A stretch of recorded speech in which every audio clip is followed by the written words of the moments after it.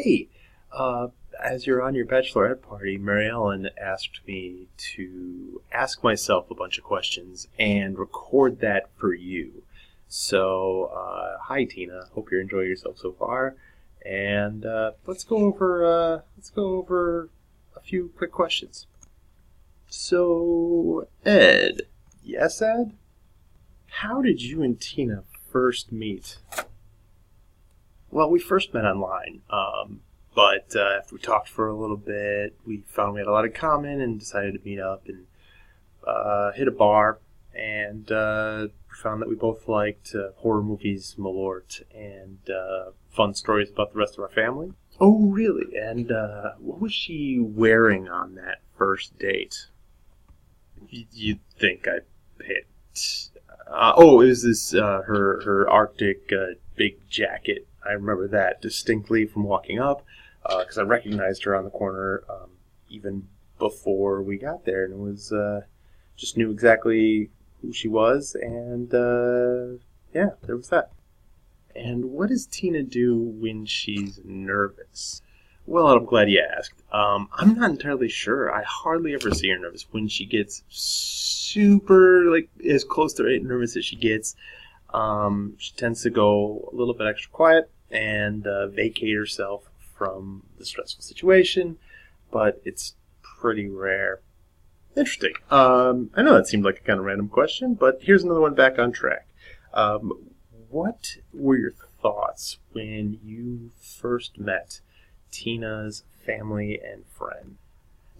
I felt like we fit in right away. That they're delightful people, and that she always surrounds herself with the best. I mean, that's kind of why she's a special person like she is. And what do you think is Tina's worst habit, and what would she say is your worst habit? Well, I think she'd say mine is probably the snoring.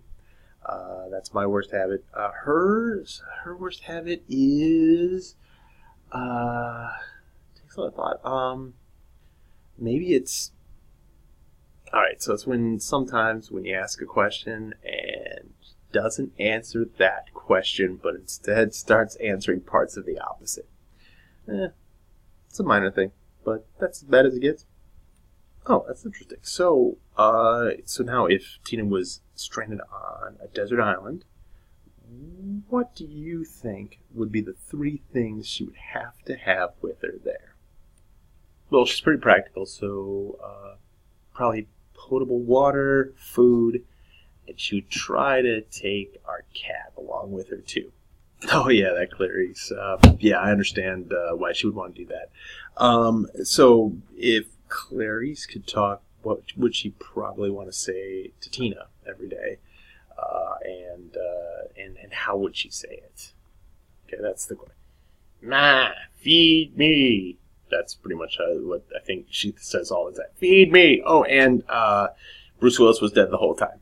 I just wanted to spoil that for you. Okay, now back to the whole getting to know each other and dating thing.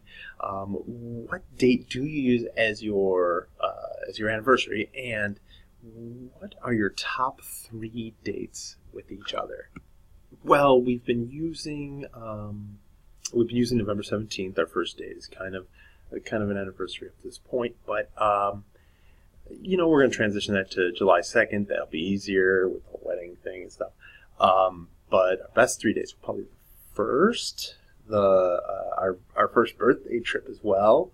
When we went to Toronto, that was kind of a blast. And man, they're all good. I'm gonna say stand out as the time the day I proposed to her. That was a good one too. Oh, that's really nice. Okay, so last few to go here. What do you love most about Tina? When did you know that you wanted to propose to her? And what's the best part of living together? Well, really the best part of living together is it's just that it's the continuation of our adventure. It's really a lot of fun just every day to wake up and have us there. It's good to have her be the family I choose. I knew pretty quickly on that I wanted to marry her. But the moment that kind of sealed it was actually when we made that decision to move in together and continue on. That was just when I was like, wow, this is perfect. This is everything I want in a relationship. So yeah, I was like, that was an easy choice for me. I'm just glad she said yes. And what do I love most about her?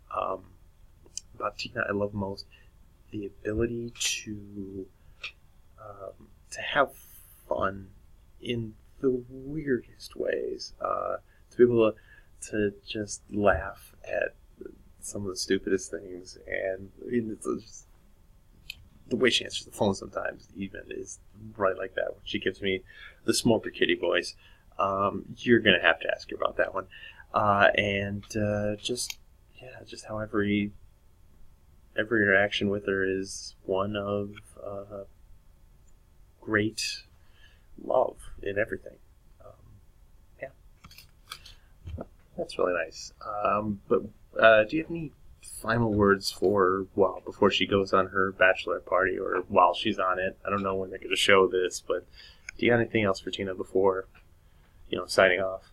It turns out I do. Tina, I love you very much. Just happy to be a part of your life's adventure, and I'm glad we're doing this all together. I hope you're having a great time. And enjoy yourself. And me and Kitty will see you when you get home. And thanks for being part of my forever.